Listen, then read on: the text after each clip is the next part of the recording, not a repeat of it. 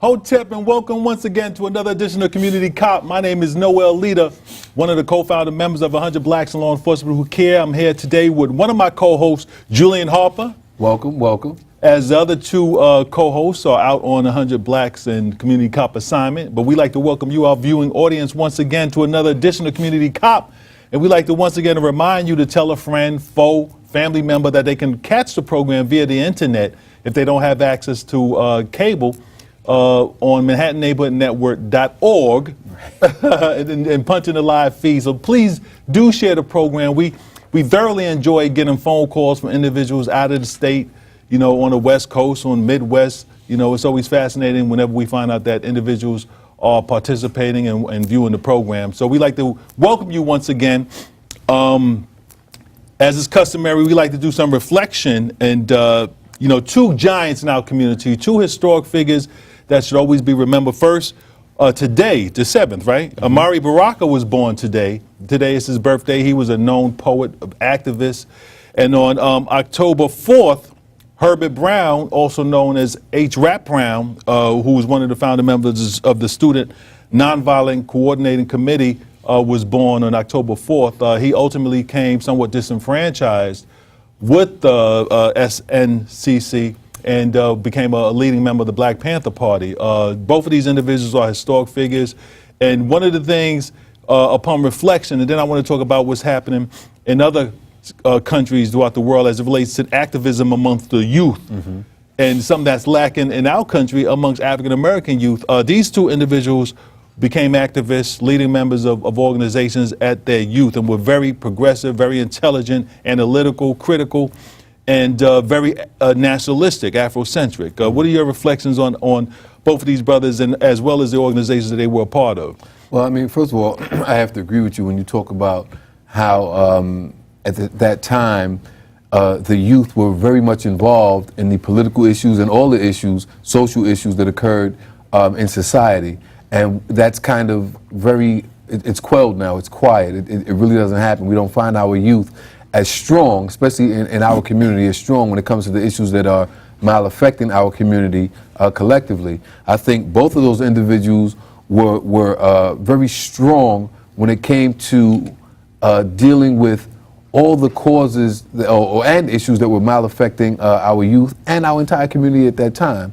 Noel talked about the intellect of those youth. I don't think that we're lacking that type of intelligence in our youth today, but I think we're lacking the critical thinking that existed at that time. I think that our children are being conditioned and programmed through our educational systems not to be people who would challenge a system that is failing them. I think that we have to really change that around, and I think that our youth have to start thinking in their interest as they did back then, as H. Rap Brown and so forth did. So I think that it's time for us to ensure that our youth have that same critical thought process when it comes to dealing with the issues that are affecting our community. And as it relates to lack of organizations, as you said, they have the same intelligence, the same potential for genius as organizations and our youth have in the past. But there's a lack of organization. There's a lack of having a understanding that everything is political. You know, you speak to a lot of people, a lot of young people now, they say, I ain't into politics.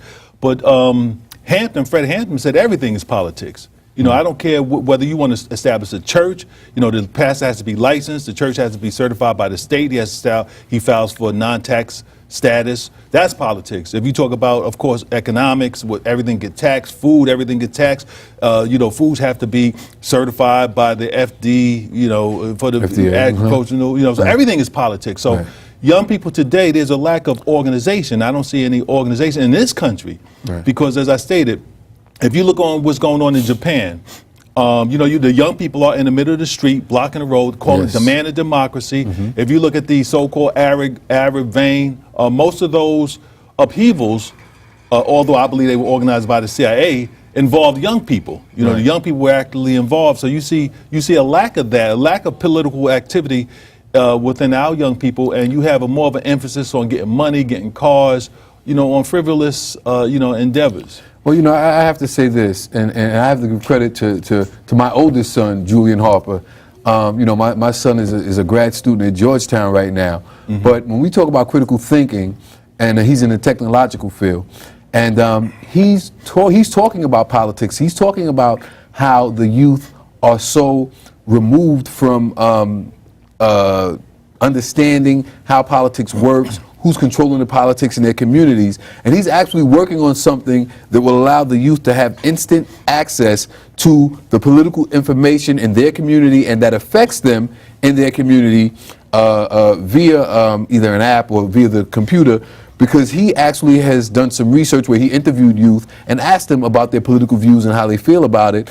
And when he posed specific questions to them, a lot of the young people said, listen, I'm interested in that, but I don't know where to get the information. And when we talk about the intellect, you know, we have to understand the difference between someone being intelligent and someone just having information. It's not that our youth aren't intellectual, they don't have the intelligence.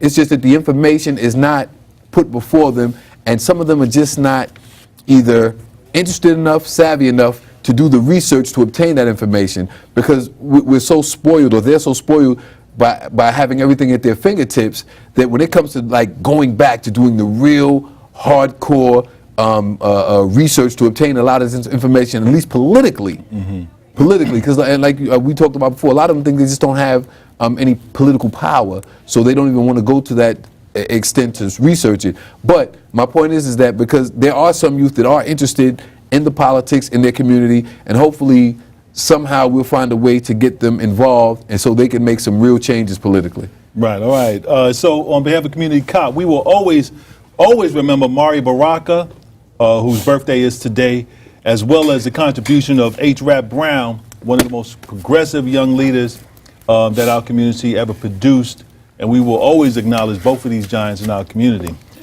Just a couple of remembrance as Michael Grays is joining us today, coming back from Community Cop assignment. Welcome, brother. Thank you. Two cases that we spoke about previously, we mentioned there's been some progress in both cases. First of all, the woman who was beat by a California police officer, pounded on the highway, received a $1.5 million settlement, and Officer Daniel L. Andrew has agreed to resign. Now, you know, a settlement, we've always made the distinction between a settlement and justice. You know, that's not justice. I don't understand why this officer has not been arrested for a whole host of reasons, you know, including perjury, because his initial recantation of this event showed that she was the aggressor, because of course he didn't know there was a film, but when the film was shown, it showed that he lied, so he perjured himself, which is a felony. And not only that, but he should have got charged for assault and battery, et cetera, a whole host of charges. So we make the distinction between him being allowed to resign, which he should have been kicked off the force, but that's still not justice, even though she has received $1.5 million settlement. Well, I think it's important that there should have been some prosecution. There should have been a thorough investigation by the district attorney's office of that county. There should have been a prosecution. He should have had his day in court, and if found guilty, he should have been convicted of whatever crime he violated during that assault of that woman. And it's unfortunate that people are allowed to escape. Whether you're law enforcement, no matter who you are, whether you're a celebrity, no one should be allowed to escape the prosecution, if deemed necessary, by the state. And it's unfortunate that, as Noel stated, because he was allowed to resign, because he was not served when he jail time, he can start his life all over. You know, there was a financial settlement, but I think a lot of people don't realize the psychological scars that is going to be with this woman for the rest of her life. Now, people want to look at the money and say, yeah, she has $1.5 million, but trust me, whenever you are assaulted, whenever you're in such a traumatic incident such as that, there are emotional and psychological scars that will be with you for the rest of your life. And I don't think there's any amount of money that can pay or reimburse her for what she has been subjected to and what she will be subjected to. No, you know, Michael, to add injury to insult, this woman, she allegedly suffered from some mental, had some mental issues. Michael, you've seen the film. You've seen the brutality that this officer assaulted this woman. I mean, you know, this cannot be described no other way by a brutal assault of a man on a defenseless woman. What are your feelings about, first of all, the settlement and the fact that thus far the district attorney in California has not chosen to prosecute this officer? Well, first of all, that this is a clear indication of white skin privilege. that not only the state but the nation would be outraged had a black police officer or a highway patrol person had beaten a white woman like that. Definitely. It would have been an outrage. So let's just clear that up right away. That so certainly 1.5 million. It might sound good, but it's not even a modicum of justice. It shows you the power relationship between blacks and whites. It's indicative of our lack of leadership. It's indicative of that we have not grasped the power, even though there are a multitude of elected officials. One of the most powerful Congress people come out of the state of California, Maxine Walters. Yet there was no condemnation of this by the Congressional Black Caucus, which she used to head at one time. And so I would just say that, and certainly the leaders we have now, the so-called national leaders, certainly all are bought by corporate America and are being utilized by through political expediency of various governors and the like. So I would just say, given that reality, police officers literally nationwide have free reign to do what they choose to, and there are no restrictions as to that stopping them from beating black women or men, shooting on black women or men. There is nothing in place to lock them up and to throw away the key in place as we speak. So I would just say, based on the current application of law, they can get away with it, and this is why it's going on, basically because the power relationship between blacks and whites. And it's not even disputed that had this been a black police officer who pummeled, brutally, repeatedly, a white woman, an unarmed white woman, that there would have been more outrage. So, I mean, we'll see what happens with that. But there, I'm sorry. I'm sorry, I just got to say this. There's a mindset when you start talking about how the relationship between blacks and whites, even with black law enforcement and white civilians, I can't imagine a black officer having a mindset to do that to, first of all, to a white woman. Mm-hmm. So when we start talking about imagining there would have been a prosecution, I can't even imagine a black officer operating in that manner when dealing with white folks. There's a real mindset in law enforcement, how we respond and how our community responds to the white community and how they respond to us. Right, all right. Issue number two, story number two, that is something that we discussed a while ago and everyone's probably aware of. The Florida man who shot a black teen because he claimed his music was too loud. The jury found him guilty of first-degree murder. His name is Michael Dunn. He was convicted of shooting and killing 17-year-old Jordan Davis. But still, we should not yet applaud this as a victory. It is good that he was convicted. Now the time is to see, how much time he's going to get. Because we always define justice as not being an indictment, a trial, and a conviction, but the sentences. The sentencing has to be 25 years of life at minimum, or if not just life straight without parole. This was a rare conviction, Michael. What are your views on the fact that this individual was convicted? Most likely because it was a national story as well. Well, unfortunately, I think that it sends a very chilling message to our community, and it's also sending the message to the white community. I think that the message they're sending them is that you're much better off killing the person than allowing them to live. This is why he was initially convicted of 3 second-degree attempted murders, but was not convicted of the homicide. If you look at the Zimmerman case, if you look at all these other cases that, whether Sean Bell and so many others, the message is if you kill them, then you can walk away scot-free, as opposed to Louima, or in this case with Dunn, where there were living people that could testify against you. So I think it's sending a message to white America that if you want to walk away scot-free, finish the job, and he didn't finish the job, there was 3 people alive that could testify against him. Ergo, this is why he was in a world of trouble, as opposed to the cases when a person is dead and now they can literally make up any silly story, something like a wallet, being a gun and all these other ridiculous things, whether it's Omar Edwards, who could not speak for himself. Subsequently, he was killed, and just so many others, a black police officer, by the way. So when those cases happen, unfortunately, we're shortchanged when we cannot speak for ourselves, because America's supposed to be a land of law, not of men, and that's the problem. You know, it's unfortunate, and Mike, you're right. You know that old saying, dead man tells no tale, and it's unfortunate.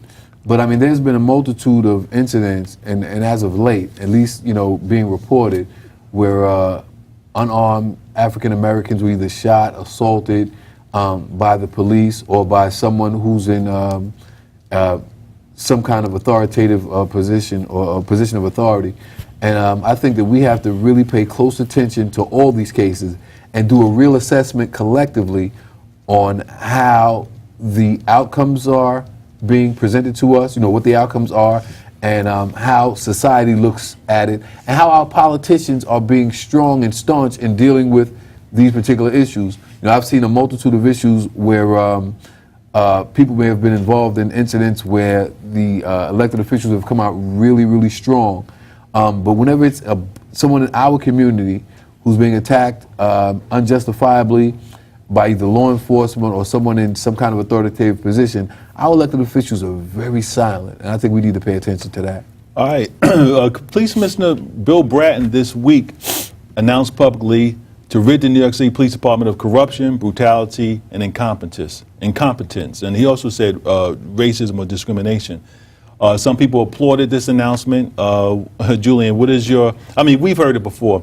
I never forget when Police Commissioner Kelly first came to New York from the federal government, where he was sued for racially profiling, especially black women coming from islands like Jamaica.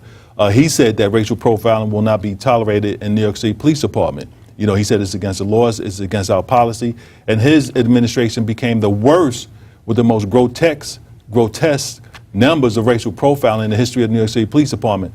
So now we have another police commissioner making another pronouncement about corruption, brutality, and incompetence, and we've already seen instances of brutality under his administration. So it's just unbelievable. What are your views of this pronouncement by Police Commissioner Bill Bratton? Well, to me, it's a lot of tough talk. I have a major problem with him talking to his the high-ranking officials in the police department. And as Noel knows, when we were there, a lot of those same high-ranking officials were the guys that were standing behind the racism, the unfairness, the unjust, the incompetence, and all these other things that exist in the police department. So until they change the entire administration, until they change the entire mindset, which I can't imagine that happening under Bill Bratton or any other commissioner, as long as they still have those same heads of the department in the same places doing the same things and not making any changes, it's just a lot of tough talk. And I think as time goes, we will see that it was talk and everything will be status quo and continue the same way. Well, what is he expected to say? That he supports racism? That he undergirds the tenets of white supremacy? He's saying exactly what he's supposed to say.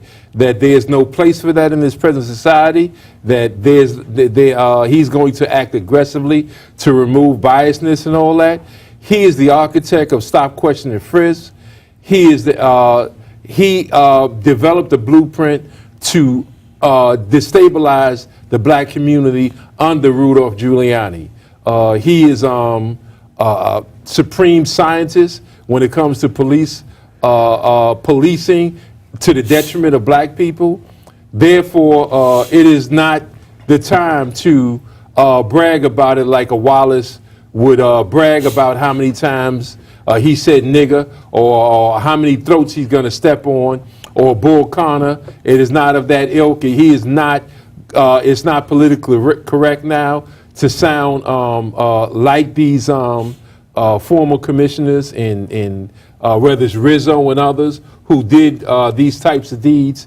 It is a atmosphere and an environment now where you have to sound like you're concerned, like you care, and that you want fairness and equity above board. And that's certainly not Bill Bratton. Even though he can bring out a string of blacks, he can trot them out at any time to sing his praises. in electoral politics. He can bring them out. He can bring out business leaders. He can bring out even black leaders to say that he's a good man. He's a fine man, someone that should be admired and looked up to. But it's all a lie. It's not true. He is only reflecting what the times call for in his word noise. But indeed, he went from saying that Eric Garner was the victim of a chokehold to a so-called chokehold to now he's trying to find a way to protect the shield. The stench coming from 1PP is so traumatic that you would definitely have to have lost your smell, your ability to smell to believe this crap. But this is what he's saying now. He's marshaling the forces. He's marshaling the defense along with the PBA. In the Eric Garner case, he will defend the shield to its core. Consequently, what he says, what de Blasio says, is all lies. And it wasn't not too long ago, Julian, and Michael coined the famed phrase, I mean, it's been stated before, political theater. You know, a lot of these individuals, because of the power of the white supremacists in the media, can make a statement. And the media is never critical in terms of with a follow-up question, validating whether or not their sincerity exists. We had over 1,300 black and Latino police officers sued the New York City Police Department because of racial discrimination. And after this case was settled with Police Commissioner Kelly, he had no investigation whether or not racial discrimination. I mean, you have 1,300 of your own police force accuse you of being racist, accusing you of having a atmosphere of racial hostility within your department, and there was no follow-up by Commissioner Kelly once he settled the case, and there was not one black selected official or one black leading black who said, yo, listen, this is big. If you have this many black and Latino police officers accusing the New York City Police Department of racial hostility against them, there was no follow-up whatsoever. The suit was settled. The taxpayers paid $21 million to these 1,300 black and Latino officers, and then it was on to the next one. Right. So we have no confidence whatsoever in none of these individual pronouncements because it's just political theater. Right, and when you start talking about the police commissioners and these people that are the heads of New York City Police Department, they have no vested interest in our community. They are in the business of taking care of the police department. And unfortunately, as we have a tendency to believe some of the false information is spewed upon us by either the media or by these heads of the police department, we never hold them accountable for real change. As Noel talked about that particular lawsuit, Noel said there was no investigation, but there was nothing to deal with it to make a real systemic change in what was occurring. There was no one addressing the problems that occurred relative to the abuses of members of the police department. Even now, when you have police members using what they so-call the whistleblower, and there's supposed to be a whistleblower law to protect them, these people are persecuted constantly. They're attacked no matter what they report on. If it has any way, shape, or form of putting a black eye on the police department, they do not protect their members who are doing what's right. Not what they call the right thing, but doing what's right. And I think that's preposterous. Right. Our next issue, which is, came to public notice over the weekend, where you had a female aide of Rev Sharpton, accuses one of Sharpton's closest associates, attorney Sanford Rubenstein, of rape. Police officers, detectives have invaded his Upper East Side apartment and confiscated certain materials. To a lot, this is shocking information. Sandy Rubenstein, some people say he's been doing this to our community for more than a few years. Right. Were you surprised at these allegations? And well, I mean, I don't know if surprise is the word that I would use. I think that it's important that when we start talking about the violations of our sisters by anybody in power, that sometimes it's not focused on as intensely as it should be. I'm hoping that there is a very in-depth and fair investigation when it comes to this particular case, and I hope that when we start talking about being people receiving justice for the violations that occur in our communities, if the incident did occur the way it's stated by this young woman, I'm hoping that there was a fair and impartial investigation by the police department, and anyone in that circle that has any information is forthright with it. Now, of course, Forthcoming, she's accusing Rubenstien of planting some knockout drops in her drink, and when she woke up, she was disrobed and had been violated physically. I think there's very little confidence that our community should have in the Manhattan District Attorney's Office to prosecute a powerful, rich, multimillionaire white male being accused of such charges by African American, because we've seen this before in the DSK case, where African woman accused a powerful white man of sexual assault, and from the Manhattan District Attorney's Office, the attention became on the victim as opposed on the perpetrator. What are your feelings about this accusation, this whole scenario? Well, I think certainly that in this spirit of this recent spirit where it seems to be so much concern for black women and their safety, it's been played out certainly on various TV stations, all about this, as I called it, a disingenuous concern for black women and their safety around domestic violence and what have you, and child abuse. Well, you have, this one is made to order. Let's see where the National Organization of White Women, I spell it with 2 W's because that's more direct, and I'm trying to be right and exact since this is the birthday of Honorable Elijah Muhammad, and he always taught our people to be right and exact in our analysis and our speech, so I won't engage in generic fluff. The fact is, Rev Sharpton knows both individuals well. He's a friend, a clear friend of Rubenstien, and he's also a friend and confidant of an upper level staffer who has made these accusations. Now, there is no such thing when it comes to a black woman being sexually abused as neutrality. To sit where he's sitting, for him to say something lightweight like, well, I know both of them, what are you saying when you say that?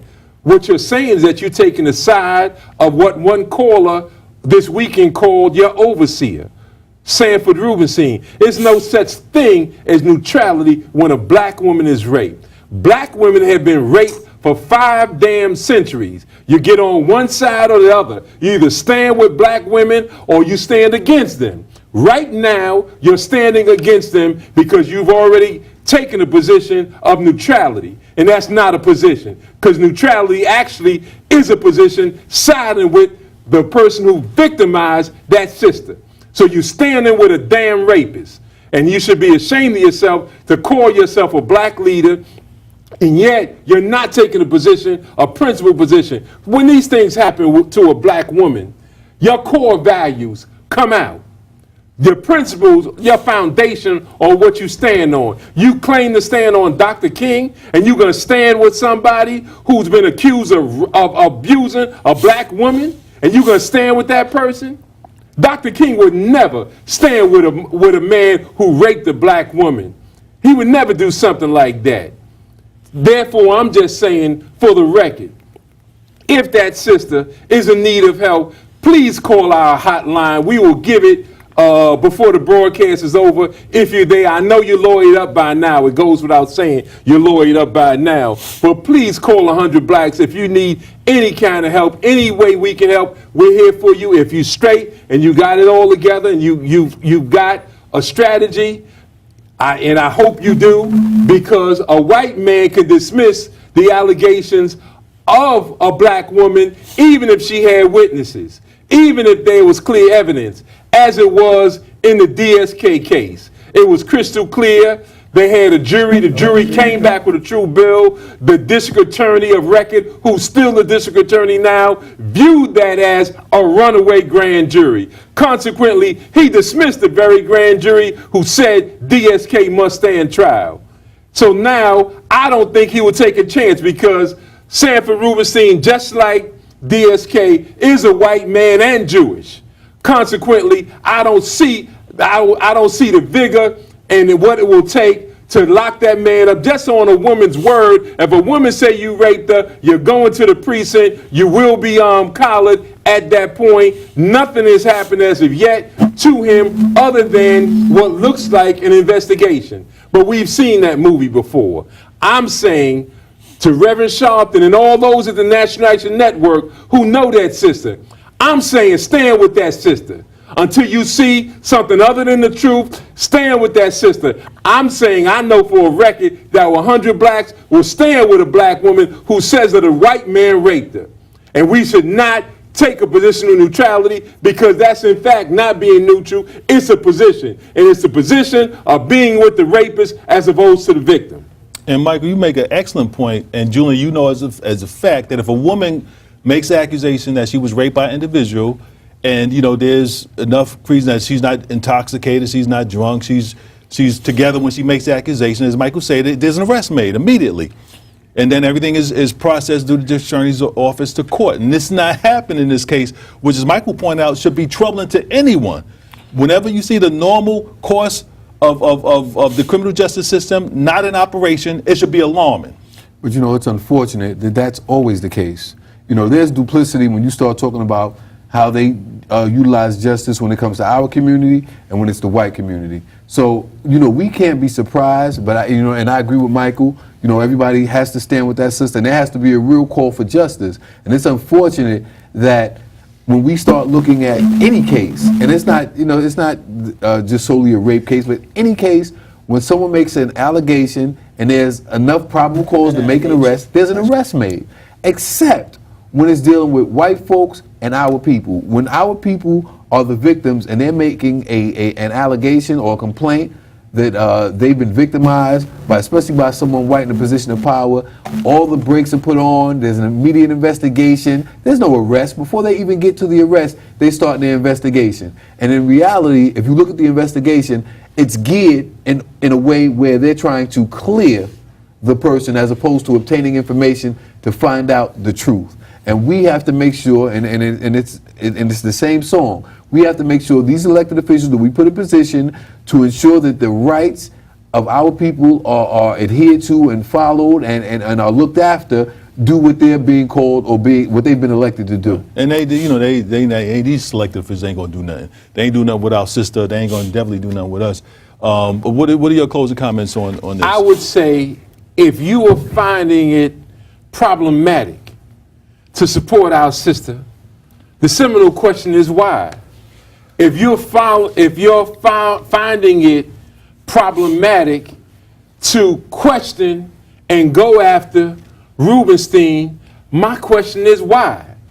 If you have a problem with putting pressure on the district attorney's office of Manhattan, my question is why. We have 500 years of history to fall on. So we know the insatiable desire of white men to enter our women. It's a fact. It ain't fiction. It's a fact. When you look at anybody who has done this before, they've all merely had to say they didn't do it. Strom Thurmond raped a black little girl who worked in his house. She was about 15 years old when he started entering her. That's clear rape anywhere in America. That child had to be raised, who he impregnated that little girl, raised in silence, raised in shame. She could not say anything and never once said that he was the father until Strom Thurmond was in the ground. He acknowledged her after 2 years in college when she was on the dean's list for 2 consecutive years, going into her junior year. Only then did he start giving the mother money. He never acknowledged that was his daughter, but he gave her money. But if you backtrack, you see that girl was 15 years old and was raped by Strom Thurmond, one of the strongest U.S. senators of all time. So I'm just saying the history is there. The person has been identified by this sister.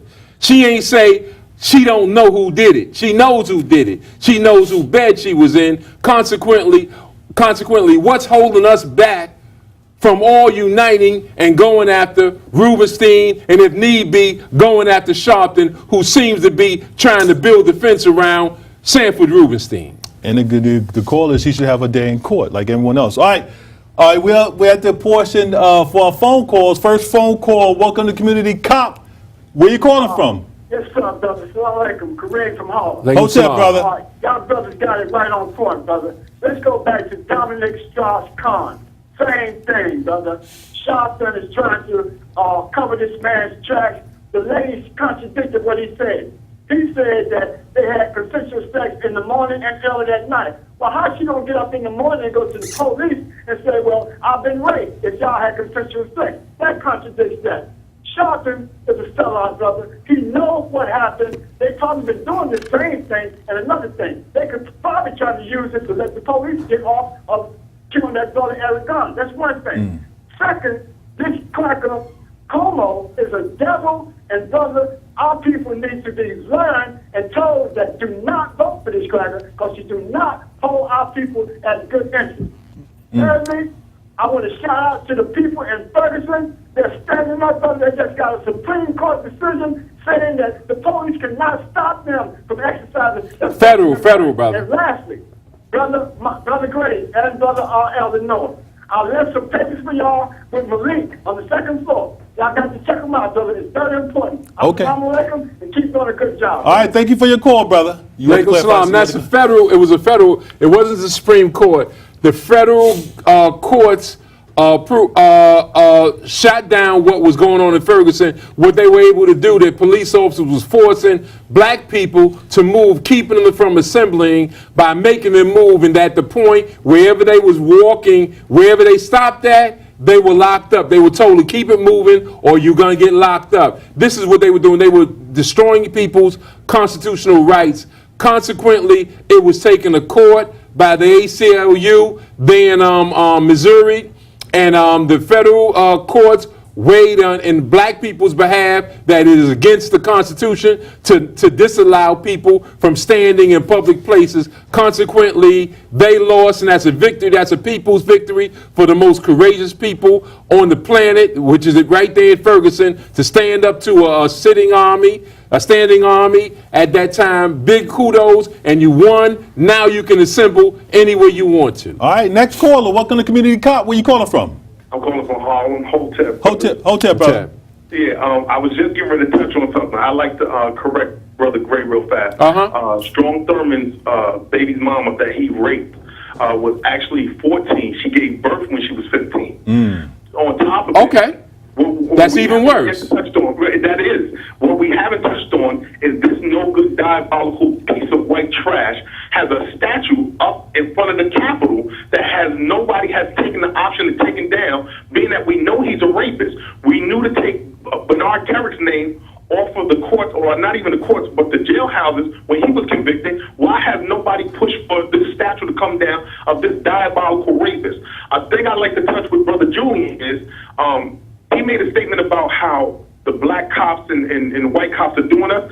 We got to look at more or less what the black cops are doing to us here in our communities, other than anything else, because it's them that's violating our rights. You just spoke of something earlier about the federal courts. Well, I'm presently in the federal courts in the Eastern District on the same thing here in New York, where they've arrested me numerous times for being black and in public. And that's the only thing that the officers have testified to. And when it comes to those meetings with Bill Bratton, out of the 800 officers, the high-ranking officers of the NYPD, he could have took 400 of them out of there in handcuffs, including Rodney Harrison. God bless. All right, thank you for your call, caller.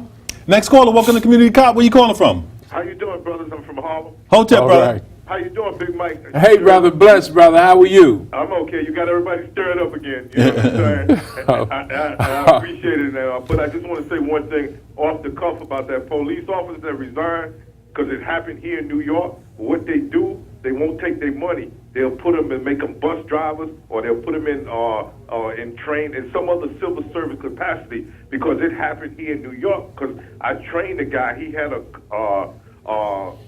questionable shooting in a bar, and instead of firing him, we made him a bus driver. I hope I'm not telling the secrets, but that's what happened. No, sir. Yes, No, that's no definitely what secret. happens.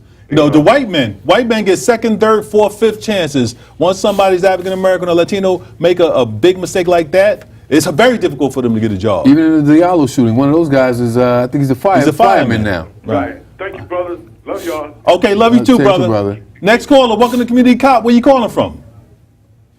Yeah, I'm calling up and I'm just thinking that maybe Sharpton is getting flashbacks from the Tawana Brawley case, and he might not want to really, say nothing because of what, the big ruckus that caused. I'll hang up and listen to your answer. Well, okay, thank you for your call, brother. Respectfully, brother, I find that totally unacceptable. If you can't speak up about a black woman that's raped, and you can't speak up about anything, if there's one thing we should always want to protect, it's children and our women. If you can't speak up for that, then you should not be a spokesperson, and you certainly shouldn't be a leader of men. Consequently, I'm just saying, if you can't stand up for that, what will you stand up for? And just for the record, for the previous caller, this whole thing about resignations, I agree with Noel said earlier.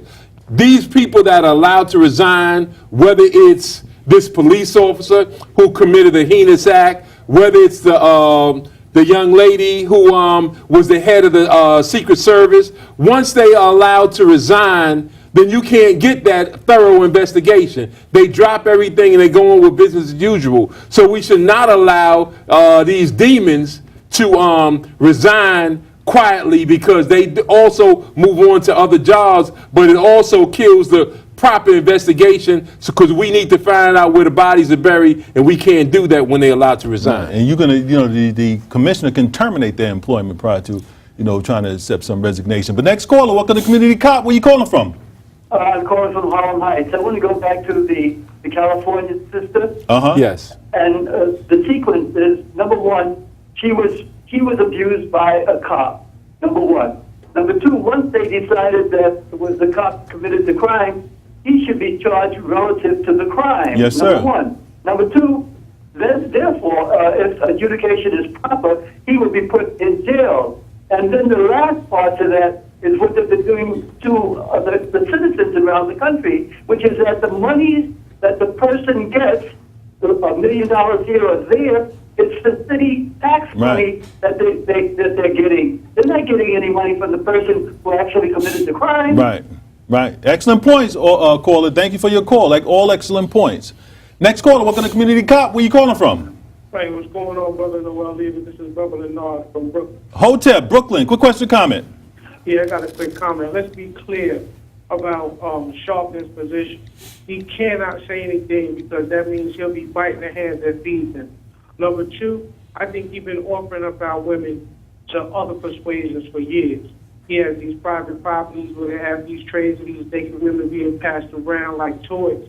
So, I'm not shocked, but I mean, people are still following him, even though he is running through the black community, just running amok. I don't see why, I don't see how, that he's not stopped. He needed to be stopped too, as well as those implants in his organization of people of other persuasion. Peace. All right, thank you for your call, caller. One thing people have to remember, there's a relationship between attorneys and clients. I mean, a real deep relationship, and there's information that's passed between the two. And when certain people have certain information on you, then you sometimes you have to realize that your silence will be golden. Better off in your own hands. So. Right, and it's clear. I think Rev Sharpton's relationship with Rubenstien is more financial than attorney, because when Sharpton got in trouble, he don't use Rubenstien. When they just pulled him down, they was going to investigate him on his taxes. Right. He didn't use Rubenstien. I think Rubenstien becomes somebody very important to him when there's a police shooting, and it's clear that there's going to be a financial civil suit. My point is, when even when, and I agree with you, but I'm sure there's some kind of discussions that happen between the two that are really supposedly between the two. Right, so. No doubt. Excellent point. Next caller, welcome to Community Cop. Where you calling from? Yes, hello. I'm calling from Brooklyn. Hotep, sister. Motep. I'm calling in reference as we're talking about the police officers and Al Sharpton. We know that Al Sharpton was also working with the Bambinos a long time ago. He was the suitcase carried around that briefcase. We all as blacks have to wake up, because the tickets is not only inside the police department, it's also in your schools. That's right. The teachers is raping the children. children, and they are put on desk duties, and they go back into the class, and they got unions, as they call unions, to protect and hide these teachers. All these charter schools that they called in here, while they in the poor communities, we need, as a people, as my brother-in-law G2 Usi, we have to open up our eyes. It's time to come together. With so many of us, we have to shut them down. And by shutting them down, it's by shutting down some of these businesses that's abusing our community, abusing our people, abusing our women, and it has to stop. Okay. Hotep, sister, thank you for your call. Excellent points. Next caller, welcome to Community Cop. Where you calling from? Hey, brothers, how you doing? Eric Josie 100. East Smooth. What's up, East Smooth? Brother, this is the first Eric, brother, this is the first time you called and you weren't the first I caller. want these callers in, man, so I ain't going to take too much time, but I couldn't resist calling. I appreciate you being on fire in regards to this topic. This is certainly reminiscent in our work in regards to the DSK case.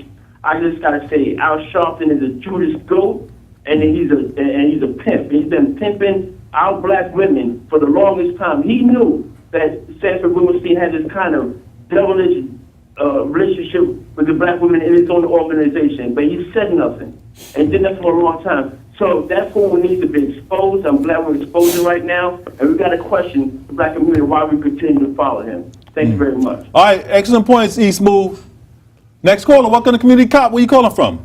Hotep Brothers calling from Harlem. Hotep, brother. All right. Yeah, spirited conversation. As always, Brother Graves, you're always right on point. Thank you, brother. With the Sanford Rubenstein, and I know there are going to be some silly Negroes who are going to come to his defense, but one of the things that I don't think we realize is that, you know, sometimes black people are going to think that, well, he's been fighting for the black community. No, he hasn't. He's had a parasitic relationship off of black victimization. Okay, that's why he lives in that East Side condo with, you know, that costs millions of dollars. And they don't get justice. They get money. And Exactly. I think black people confuse getting money with justice. Exactly. And another quick point I wanted to make, you were talking about the cop out in L.A. that pummeled that woman like a ultimate fighting competition. Those are the types of situations that produce a Christopher Dorner. When you can't get any justice, that's what happens. And white people don't seem to get it. With them, injustice is a matter of routine. Peace, brother. All right, excellent points, brother. Thank you for your phone call. Next caller, welcome to Community Cop. Where you calling from? Hello, Vince. Hotep, where you calling from, brother? Yeah, I'm coming from Brooklyn. Okay, quick question, comment. Yeah, I'm just wondering why black people don't have a more complex way of thinking. Like, I noticed that within the media, it seems like they attack him when he's not doing what they want to correctly. Or if he's doing it right, they'll congratulate him. But I'm just wondering why y'all don't have like a more, less reactionary kind of. What if they're going after his lawyer to go at him? Right, okay. All right, thank you for your call. Anybody want to answer that? No, I'm sorry, I didn't understand. Yeah, I don't get it. Well, one of the things as it relates to a lack of inability of our community to think critically is, you know, there's such a lack of information. You know, one of the things that misinformation. One of the things that the Europeans have been successful in doing is eradicating our source of communicating with each other. I mean, we're grateful for the opportunity to do it here on this program, but in history past, you know, there were many more programs, African American programs, where they talked about where they talked about issues from an African American perspective, and that's totally lacking. It's intentional, it's purposeful. The eradication of black intelligence, especially from a nationalistic perspective, has been one of the successes of the white supremacists in New York City, which is one of the most segregated cities in the entire country. You know, the New York City, especially as we talk to the educational system. But and for the record, the police department does not have a bone to pick with Sanford Rubenstein. He has worked with them over the years. So has Rev Sharpton worked with the police department. They both work with the district attorney's office. These are facts. Press us on it. We will give you the answers. Look no further than Omar Edwards. We found a plethora of information around that, how they work with Sharpton and his attorneys. So I'm just saying that for the record, this is not a witch hunt that the police department are doing an investigation, because I personally believe that they're going to cover him and keep him. They're not going to charge him, and I don't believe the district attorney's office is going to charge him. I do not, with the evidence that sounds pretty secure based on the hospital reports and everything, that they can come back with a true bill. The district attorney will not allow that to happen. This is what I believe, so they won't even let it go that far where he'll be tried. All right. And as we stated earlier, he definitely should have been, just based on the accusation and the criminal complaint, he definitely should have been arrested by now and let the course, the normal course take place. Next caller, welcome to Community Cop. Where you calling from? Yeah, I'm calling from Harlem. Hotel, brother. Yeah, this cat, Sharpton, it's like, I'm a strong believer that a lot of things that happen, you allow it to happen to them. In regards to the black community, we should have been told these people, this man don't represent us.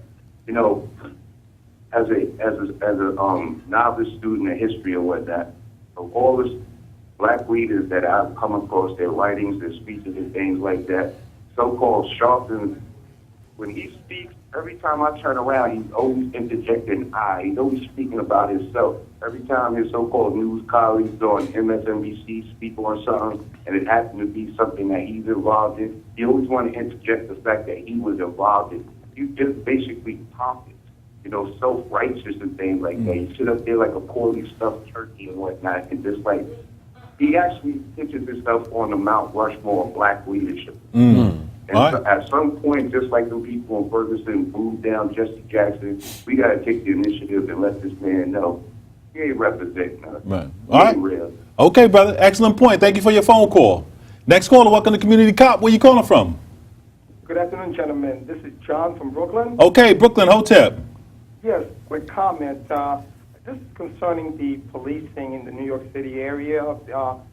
As far as the communicating to the community, the police activities, how come our leaders don't communicate our monthly precinct meetings to the communities so that people can go and directly meet with the police chief and the police officers on these monthly meetings? This would be a great way for the community to interact. Second quick point, is there any way our leaders can communicate to the educational system of our city where we can find a way to get our educational system to match all these high-tech jobs that corporate America say that is available, where our community can get the education to get these jobs? Well, okay, excellent. Two excellent questions.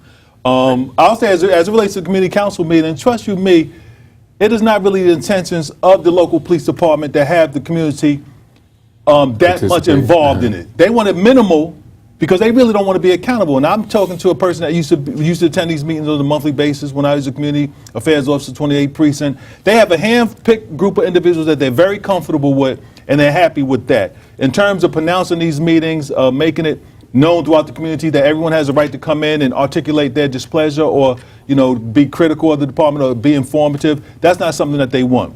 And you're 100% right, Noel. And what happens is they prepare whoever they send to these meetings with a bunch of statistics just to appease or satisfy whoever's in that meeting. And there's not going to be any real dialogue to address issues that are malinfecting the community. They have, like I said, some either operations lieutenant or someone else go to the meeting just to appease or satisfy the members that are there. But they're really not trying to address the real core issues that are affecting the community. Right, and the president of these community council meetings has a very cushy relationship with the commanding officer. Matter of fact, they even influence, and I know this for a fact, I'm not just saying this, who gets elected. And when somebody who they consider a rebel rouser gets elected, they fight that to the till. But anyways, I think we're at the tail end of the program, unfortunately. I see some. I think we have one last call. Is there a last call or is that it? Okay, I think that's it. Julian, closing comments. Hold on. Is there one last call? I hope so. Okay, real quick, brother, real quick. Your last one? Yes. Go ahead, brother. All right, he blew his opportunity. But brother, you got to talk quick if you want to air. Julian, closing comments. It's so important that we really start controlling all the political issues and every other issue in our community. And two, if we're waiting for someone else to make a change and to make things fall into place, that's not going to happen. We have to make those changes. Dad, I love you. Karen, my love goes out to you. My prayers with the Leader family, the Harper family. we have to stay focused. Black nationalism, that's the answer. Just want to thank Assemblyman Keith Wright in advance for inviting 100 blacks in law enforcement to come to a town hall meeting this Thursday in Menacing, and also just want to give big ups to the United African Movement Freedom Party for just the consistency in all of these meetings, and thank African Echoes in New Jersey for inviting me out to speak last week, as well as United African Movement. To Mr. Harper, Sister Karen, God bless you all. All right, on behalf of Community Cop, we like Real to estate automatics. We like to thank our staff, Veronica Kitt, Nolan, Sheila Berry, Nat Woods for their engineering, and we like to thank you, our viewing audience. Little more, I love you. Sister Kat, we love you. Mr. Harper, we love you as well. We see you next Tuesday, 5 o'clock. Tell a friend, tell a foe. Every Tuesday at 5 o'clock, Community Cop here live. And the telephone number of the organization, 718-455-9059. Knowledge is power. And as Julian said, black nationalism is a course that our community should take.